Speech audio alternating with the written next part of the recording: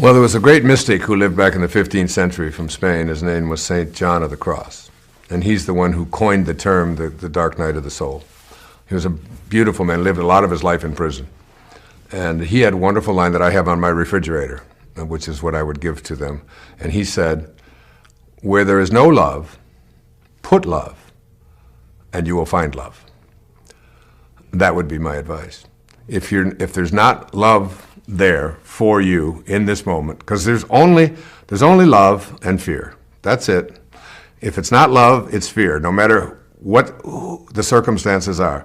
If it's not love, it's fear. And if it's fear, it's not love. So this person that's going through this crisis is living in fear, because when you're in love, in a state of divine love, there is no fear, because divine love is different than human love. Human love, varies and changes. But divine love never varies and it never changes. So this is what you have to offer. This is what you give, and you give this love in a state of just pure bliss. And instead of judging it and telling myself that it shouldn't be, say, I'm not seeing love. I'm going to put love. I'm going to just love someone or something else, and you will find love. And this is always an option that all of us have. Okay. One of the things I've noticed is actually, this is starting to happen to me because I'm sort of on one side of the crisis in my life. When a teacher, like all of us have been through some level of crisis or some level of pain, and then we get through it and we have a perspective on it. And we talk about higher levels of consciousness, or we talk about, being sort of in this place of bliss. It can be hard for people to they feel like they judge themselves, or there's some level of spiritual bypass, or think I don't have to feel these feelings, I'll just think happy thoughts or positive thoughts and not embrace these negative feelings. So Jung has a great quote, one of my favorite quotes. He says, "Enlightenment is not imagining figures of light, it's making the dark conscious." And I'm sort of wondering what your thoughts are on that, and sort of just not stepping in a place of having a spiritual bypass where you're ignoring parts of yourself that maybe should actually see the light of day. Well, it's St. Francis's prayer to Jesus. Make me an instrument. St. Francis doesn't live in peace. He's struggling all the time because he sees so much poverty and things around him, and he doesn't have any peace. He doesn't go into prayer and say, "Please send me some peace. I don't have any peace. Peace is missing in my life. Would you please send me some peace?" He says, "Make me an instrument of thy peace." In other words, let me learn to become more like God, more like soul, more like Christ, whatever you want to call it. And then he says, "Where there is darkness, let me bring light." Because when you walk into a room, there's no darkness switch, okay? There's only a light switch. And the reason that there's no darkness switch is because the only thing, you can take darkness, like all of the horrible crimes and things that you see, and say, okay, now what we need to do is have more darkness. We'll throw more guns at it, and we'll throw more violence at it, and so on. And when you throw darkness at darkness, you just magnify the darkness. The only way to eliminate darkness is with light. And all it takes is just one match. You just light a match, and darkness has been sent away. You haven't brought light to darkness. You converted darkness to light. That's called alchemy. When you convert something, when you take metal and you turn it into gold, that's what an alchemist is. A spiritual alchemist is someone who takes hate and anger and pain and all of these low-level energies and turns that into love. So he says, "Make me an instrument of thy peace. Where there is darkness, let me be light. Let me be light in the darkness." And by being that, the darkness has to disappear, as opposed to being upset. There's so much darkness around here. I'm just angry and I'm just hurt. And all you've done is just magnified the darkness. You just got more of it. And the best way, they said of Jesus, when he would go into a village, just his presence in the village and nothing more would elevate the consciousness of the entire village, just by his presence. All you have to be is a presence of light, and darkness can't live in your surroundings. The best example I can think of, she said, is to imagine there's a huge warehouse, which is dark, and you live in this warehouse with one flashlight. Everything you know about this warehouse is seen through the light of this one small flashlight. Whenever you want to look for something, you may or may not find it, but it does not mean that things do not exist. It is there, but you just haven't flashed your lights on. If you can only see what your light is focused on, then one day someone flicks on a light switch, and for the first time you can see the whole warehouse. The vastness of it is what you can now see. It's almost overwhelming. You can't see all the way to the end, but you know there is more than what you can see. But you do see how all the products are lined up in all the shelves, and you notice just how many different things there are in the warehouse, which you never noticed, never even conceived of having existed. Yet they do, simultaneously, with the things you know. Those are the things your flashlight has been able to find. Then, even when the light switch goes back off, nothing can take away the understanding and clarity of your experience. Even though you are back to one flashlight, you now know how to look for things. You know what is possible. And you even know what to look for. You start viewing things differently. And it is from this new springboard that your experiences in life start to happen. And so I find that in my daily life, I'm referring to different aspects of my experience at different times. And I'm understanding things in a different way. And knowing things I did not know. And what happened for Anita when she went into this near-death experience, this miraculous thing that occurred for her that no doctor can comprehend or even figure out. I'm going to share more with you because it's just so astonishing, and she is such a light in my life. Just talking to her and being honored to present to her, or present to the world rather, what it is that she learned. She says this: I saw all people as energy. And depending where our energy level was, that was the world we created for ourselves. The understanding I gained from this was that if cancer was not in our energy, then it was not in our reality. If feeling good about ourselves was in our energy, then our reality would be positive. If cancer was in our energy, then even if we eradicated it with modern medicines, it would still come back. But if we cleared it from our energy, the physical body would soon follow. None of us are as real or physical as we think we are. From what I saw, it looked like we are energy first, and physical is only a result of expressing our energy. And we can change our physical reality if we change our energy. Some people have mentioned I use the term vibration.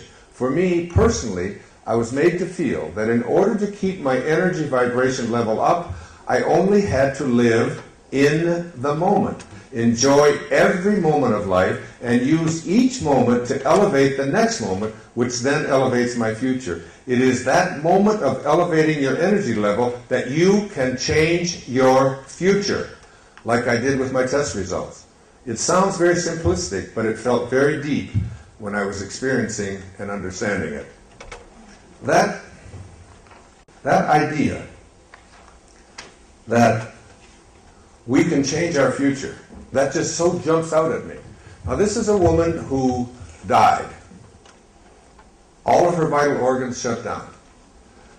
She reported afterwards what the doctors were saying in rooms down the corridor to her husband. Okay, so she was seeing that, and from this place where this miraculous thing took place, because this is a journey about miracles. This is what this whole trip is about. It's about experiencing the miraculous. That what she discovered is what I was telling you about yesterday or the day before, is that these bodies that we're in are always changing. So therefore, they're not real. The one that you were in when you were 10 isn't real. The one that you were in when you came into this room won't be the same as the one you leave. It's not real. That all of this, as hard as this is for us to accept, is illusion. Now, I know that it's real in the sense that you believe in your senses. And your senses tell you, look, I can see it, I can touch it, I can smell it, it's real. But that's because you, me, all of us, have become so conditioned by the validation of something through our senses that we think that what we experience in our imagination is really the illusion. But it's not. Because as William Blake said, everything that now exists was once imagined. Which means that anything that you would like to have exist, you must be able to imagine.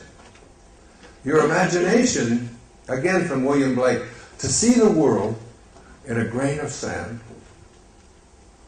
and a heaven in a wildflower,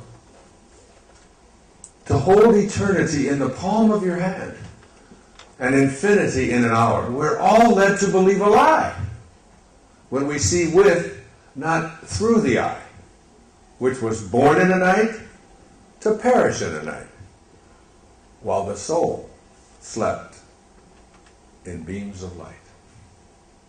The imagination. You know, there's a list out on the internet of the 100 most spiritually influential people alive. Have you seen this list? Yeah. Yeah, you have. Yeah. You and I are going to have a talk here. So they have the 100 from the top to the bottom, and this is where the ego and the spirit are just so, it's just such an interesting thing. Because you're listening right now to the third most spiritually influential person alive. That's me. And that's my ego. Isn't that great? Thank you. And there's 2 people ahead of me on this list. Now my spirit says, you're not any better than anybody else. You're just connected to God like everyone else. Why would you even think that? And then the ego just is tapping me on the shoulder and said, I know you can take those 2 guys ahead of you down.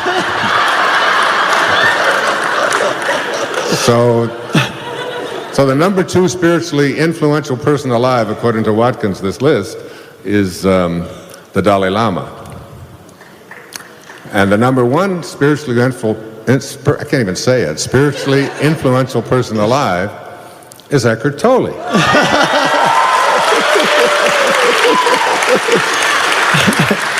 So now I don't know whether we should get together and go after the Dalai Lama and then maybe we can arm wrestle.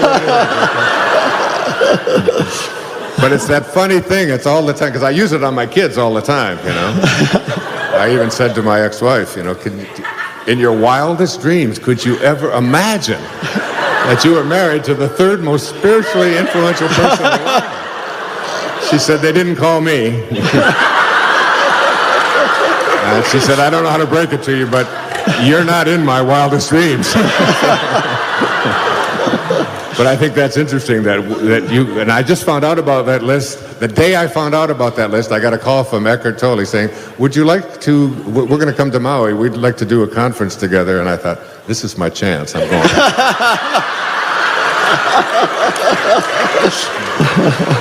I love you, man. I love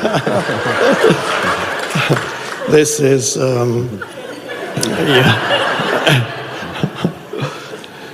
the concepts like that come floating into your mind.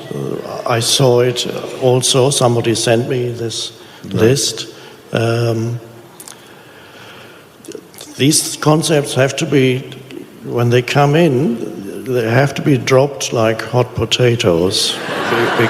Because if you hang on to it, at that moment, the spirit gets obscured. If you think you are somebody who is somebody, immediately that would be the denial of the reality of it. So the art really is and it's tricky because I've seen it happen to other spiritual teachers. Some were able to drop the hot potato when people came with beliefs and projections about them. And I've seen others who took it on board and became burdened by some self-concept that others were projecting onto them. This is particularly more likely to happen if you live in an ashram and you're surrounded only by people who think you are the greatest. Then it's very easy to slip into that and start to believe in some concept of who you are, right, which immediately obscures the power of spirit. Yeah, it's so true. Do you find, personally, Eckhart, that your opportunity to serve literally strangers, whatever, I mean, people, you almost like see opportunities to be God, to, you know, I mean, how do you define, I mean, I always use the poets because I do a lot of poetry myself. Hafiz said, even after all this time, the sun never says to the earth, you owe me. Just think what a love like that can do. It lights up the whole world. And I have found that people who are needing something that I have to give them, keeps showing up, and it's such a joy to give away, to serve, whether it's advice, whether it's money, whether it's time, whether it's clothes, whatever it might be. I mean, does that happen for you? Yes, all the time. That's. I can see, by the way, in your eyes. We met for the first time. Was it 10 years ago at Omega? Right. Very briefly, and you were a lovely being then, but now I can see perhaps the physical challenge that you are facing perhaps did that. It eroded your ego, and there's in your eyes there's a wonderful this love and tenderness, and I believe the grace that came through the illness, that came into your life through that. I can't tell you how many sick people that I've been able to help that have just sort of shown up for me. And when I just did this television special, which will air all over the world for years and years, and it feels like such a, even just to be here and to see these faces and to know that out there that people are going to be touched by. I mean, we got a world full of cancer, we got a world, and it's almost all from fear. I mean, and the Course says always, there's only fear and love, and everything that is fear cannot be love, and everything that is love cannot be fear. So you get your choice, and it seems to me we're talking about sending fear out of our lives and judgment. Yes. And in the I Am discourses it says that if you can remove judgment, criticism, and condemnation towards any of God's children, I believe that means the planet as well, then that's when you will be able to manifest for yourself the life that you desire. As soon as you can rid yourself of those three things, judgment, criticism, condemnation. Yeah. Yes, which are all thought forms. Right. That in itself would be enough. But of course, the deeper implication of that is that you can remove yourself from identification with those thought forms, and so you can be the awareness rather than the thought form. Otherwise, if you say, I mustn't judge, you can still be stuck in the mind. I must love my neighbor as myself. No, you have to step out of the thought form so that you can be present with your neighbor. Give your neighbor means anybody, give your neighbor complete and full spacious attention, and that's the love arises out of that. There's another collection of writings of Lao Tzu, and it's called the Hua Hu Cheng, which means it's the unknown teachings of Lao Tzu. And this is one of the things that he says in verse 59 and 60. He says, if you wish to become a divine, immortal angel, then restore the angelic qualities of your being through virtue and service.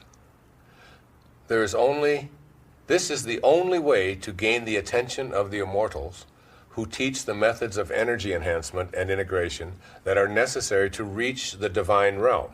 The divine realm is the realm of meaning. When you are totally on purpose in your life and you're getting the guidance of the divine realm.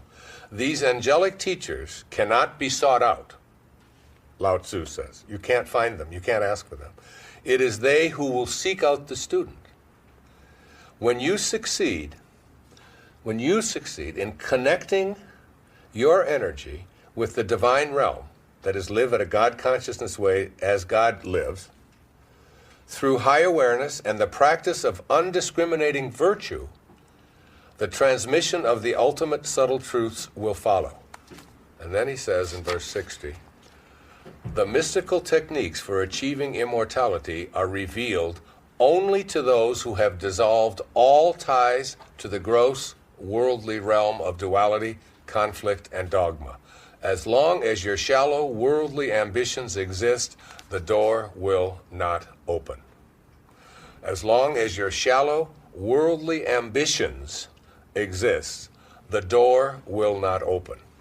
So then I go back to the story that I'm telling you about Assisi and this magical miracle thing that I thought happened to me because I'm just a chosen one. I'm the chosen guy with the big ego, and like, of course St. Francis is going to pick me. Who else would he pick? All right?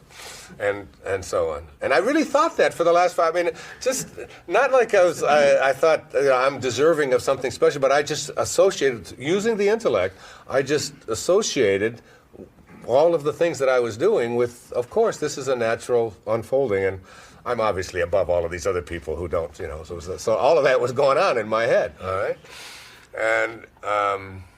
And then it hit me when I read this, and when I wrote Change Your Thoughts, Change Your Life, that the way that you make the transition to open the door to the divine realm, which is the realm of purpose, it's the realm of meaning, it's the realm of living your dharma, fulfilling your destiny, what you signed up for, is by living the undiscriminating virtue that he's talking about. So what are the virtues? And what was I doing in that moment? Now, in the moment that John said, what are we going to do? I didn't think of myself at all. It never occurred to me, nothing else occurred to me other than, whatever it is that's going on in you, forget it, just help this guy out. You've got to help him out, and you're right next to him. You're the only one that can. And I forgot totally about myself. I let go of all of what might be involved with me, that I might hurt my leg, that that's a long way to carry somebody who weighs more than I do, that it's I didn't do any of that. I just immersed myself in total service to this person, which is what God realization is all about. I mean, the poet Hafiz has this wonderful line. He said, even after all this time, the sun never says to the earth, you owe me.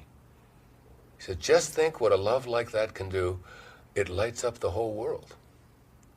So it's like, so I was, in the moment that I lived the virtues, was really 100% living the virtue, I understood what is meant when, this idea that the laws of the material world do not apply in the presence of the God realized. The laws of the material world don't apply in the presence of God, in the presence of God realization. This arrived in my home, about a year before I started writing Wishes Fulfilled. And it's called the I Am Discourses. The I Am Discourses are, I think, one of the great spiritual texts on the planet today. You can pick it up, especially Volume 3.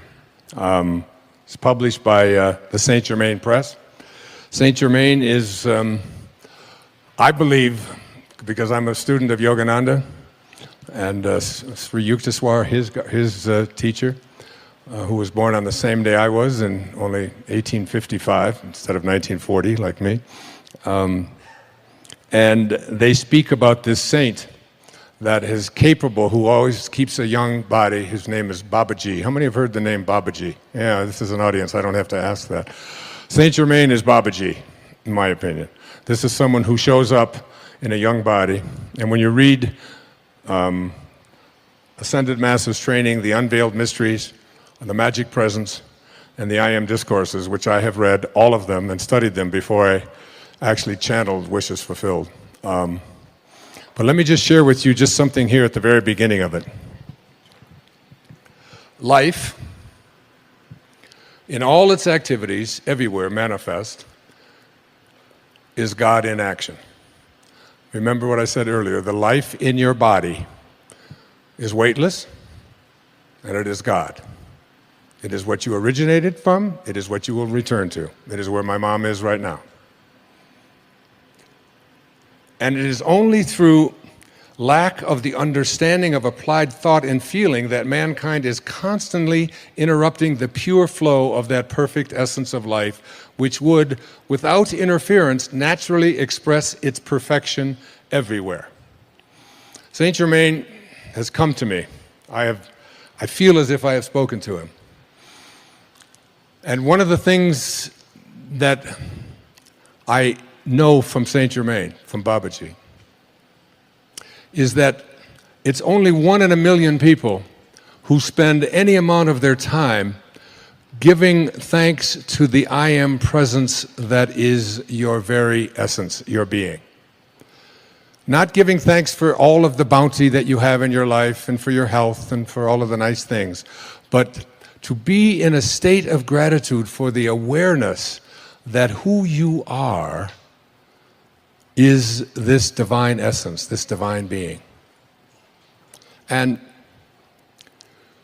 when I do the meditation, one of the things that I say is I am in a state of continuous gratitude for the I am presence that speaks through my mouth and through my body and through my writing and so on. It's staying in constant contact with the awareness that there is something divine that is what I am. And every time I use this word, I am. The natural tendency of life is love, peace, beauty, harmony, and opulence. This, by the way, is what Lao Tzu said as well.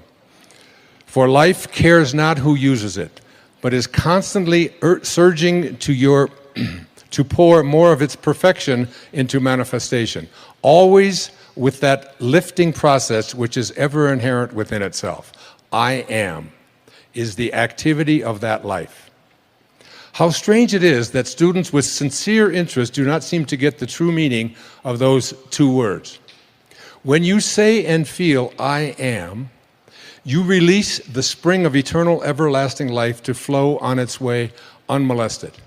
In other words, you open wide the door of its natural flow. When you say, I am not, you shut the door in the face of this mighty energy. I often tell my audiences, God didn't say when Moses asked, what is your name and who shall I say sent me? He didn't say, my name is I hope things work out for you.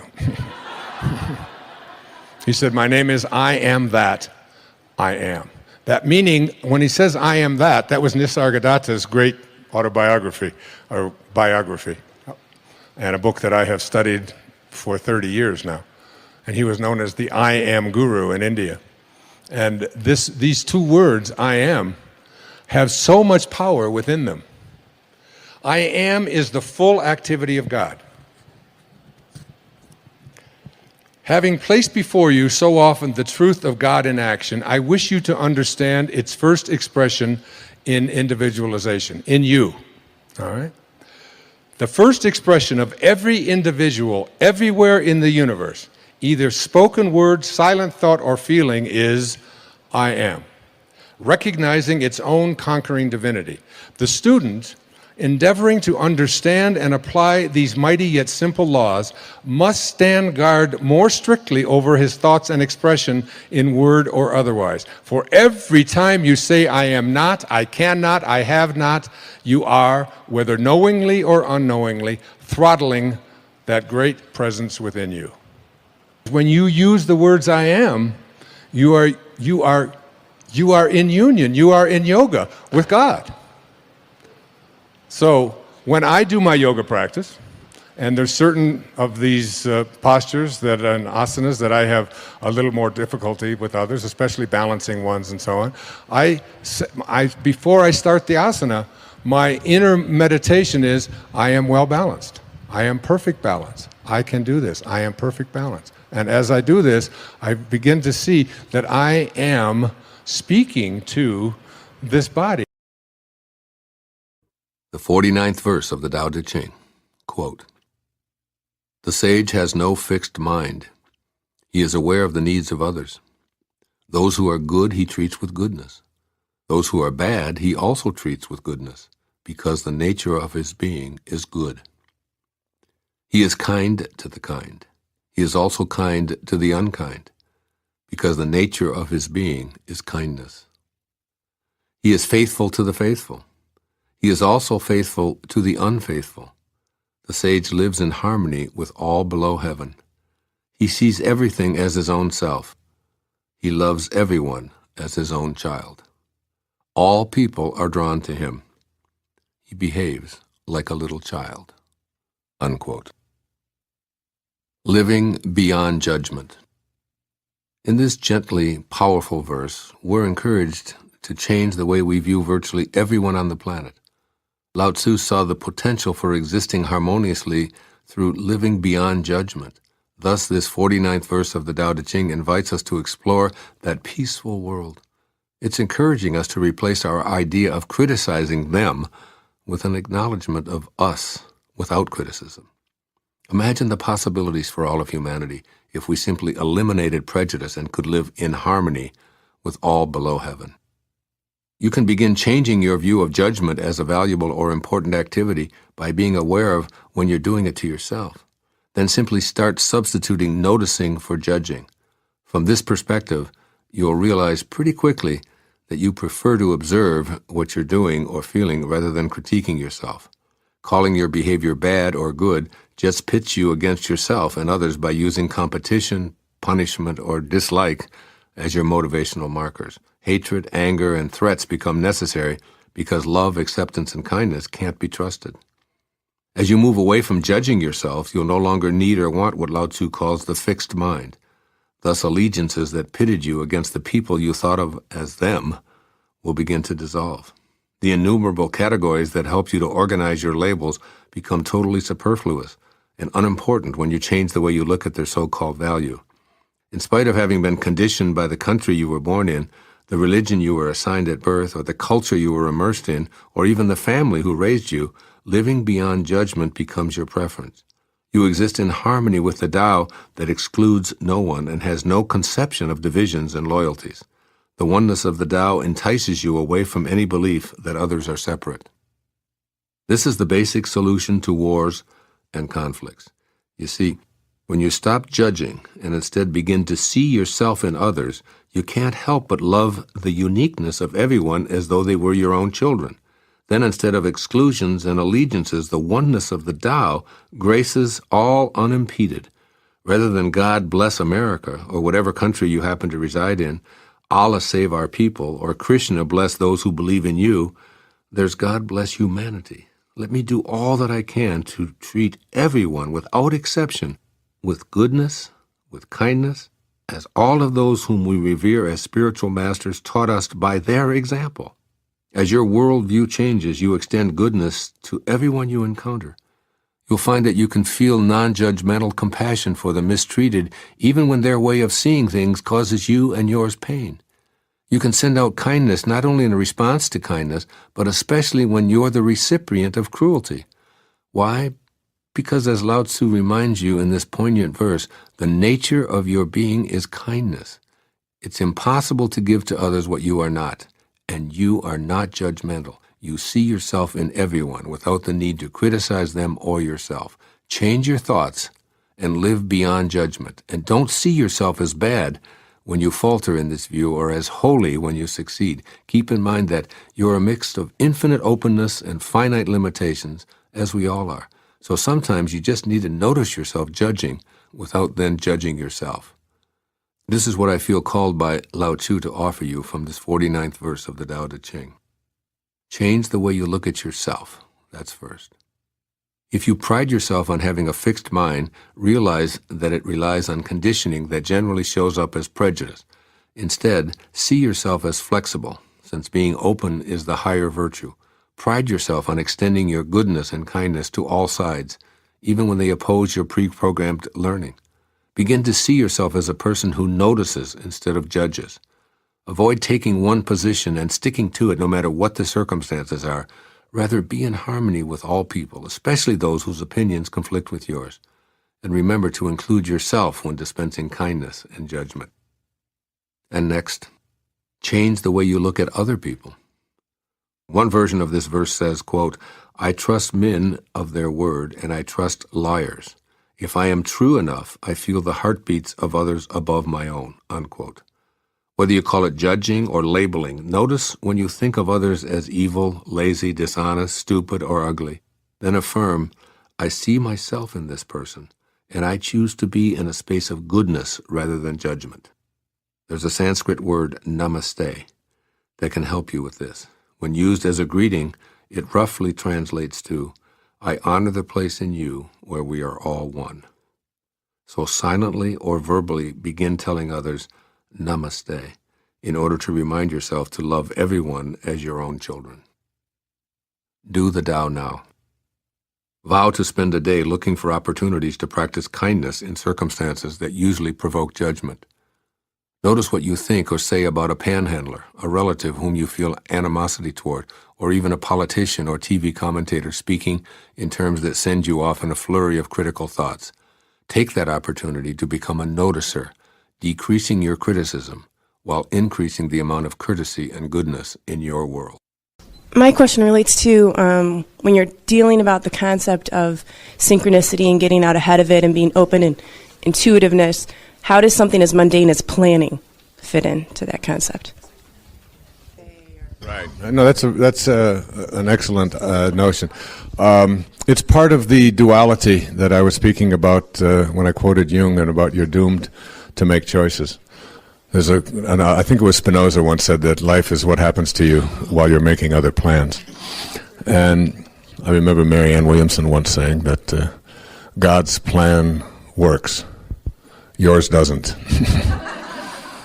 And all you have to do is get in sort of collaboration with God's plan, so that you do your planning and you set your goals and you do the things that are all seem important to you.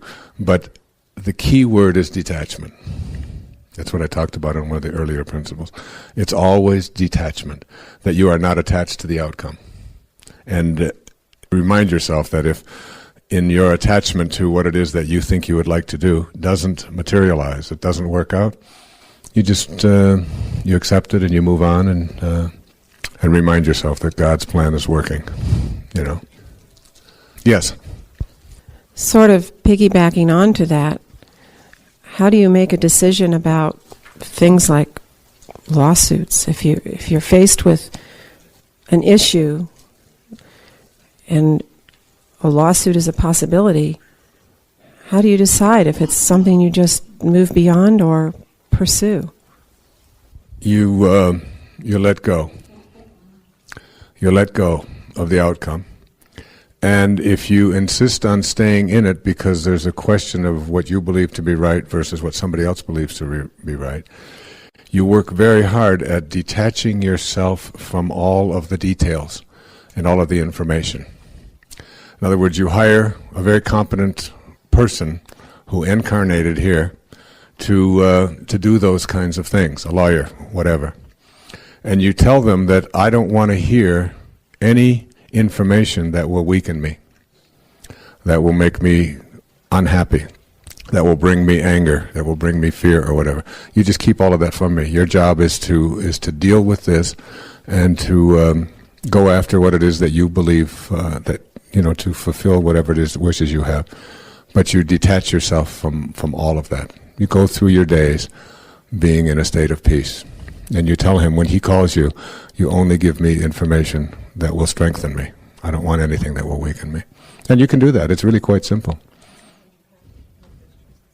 Yeah, there always will be some kinds of conflicts that will arise that you won't have agreement with someone else.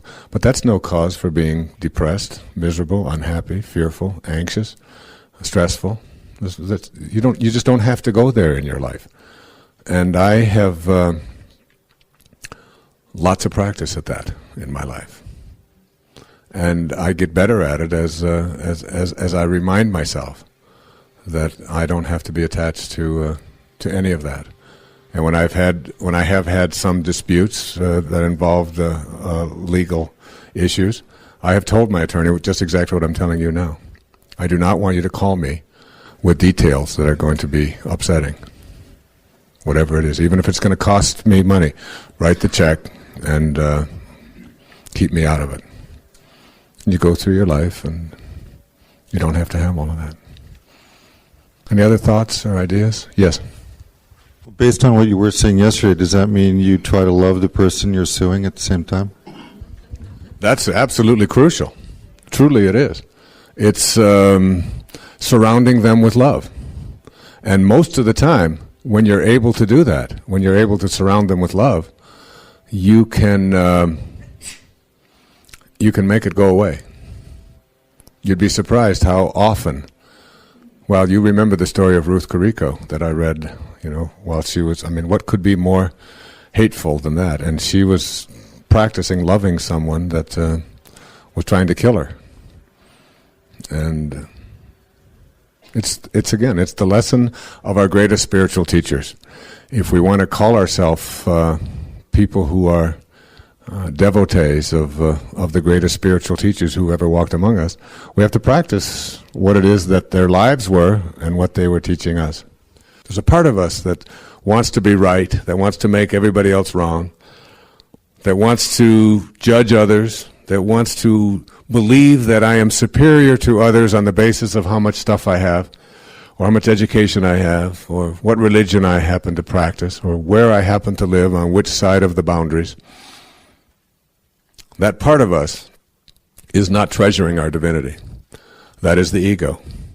And while I don't think that it's very possible for most of us to ever completely get rid of this ego, as long as we're incarnated into a human form, I do believe that it is possible for us to tame it and to make it less of a dominant force in our lives by no longer having such an important role placed on being right and making other people wrong.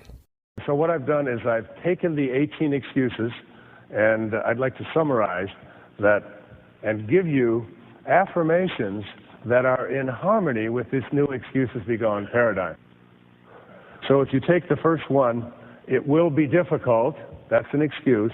An affirmation that counteracts that is, I have the ability to accomplish any task I set my mind to do with ease and comfort. Why not? Why not affirm that, even if it may or may not be true? But if you affirm it, then at least it will lead you to where you want to be. It's going to be risky, because being myself involves no risks. It's my ultimate truth, and I live fearlessly. How many times have I heard you say that, Louise? I live fearlessly. It will take a long time as an excuse, because I have infinite patience when it comes to fulfilling my own destiny. I have infinite patience. There will be family drama, because I'd rather be loathed for who I am than loved for who I am not. I don't deserve it, because I am a divine creation, a piece of God. How can I be undeserving? Why would God ever create something that doesn't deserve everything? It's not my nature, because my essential nature is perfect and faultless. It is to this nature that I return. I can't afford it, because I am connected to an unlimited source of abundance. No one will help me, because the right circumstances and the right people are already here and will show up on time.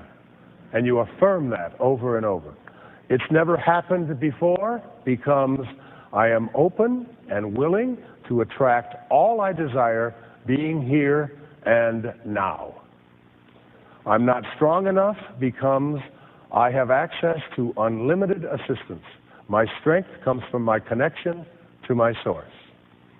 I'm not smart enough, because I am a creation of the divine mind. All is perfect, and I am a genius in my own right. I'm too old, or I'm not old enough, because I am an infinite being. The age of my body has no bearing on what I do or who I am. The rules won't let me, because I live my life according to divine rules. It's too big, because I think only about what I can do now. By thinking small, I accomplish great things.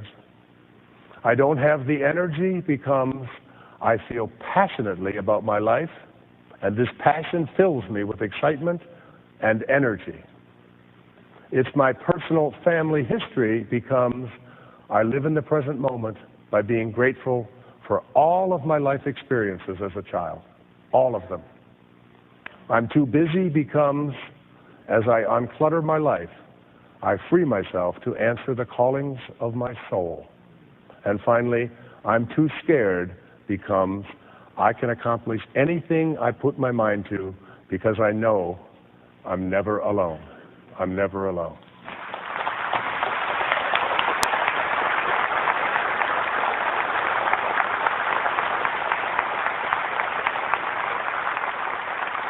You write these down. You place them in strategic places around your house. You put them on the refrigerator. You put them on the dashboard of your car.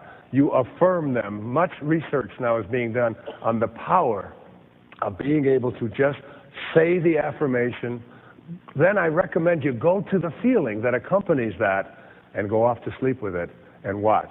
Do it for a few weeks, night after night after night, and you will set into motion all the synchronistic events and people and circumstances that you need to fulfill your destiny.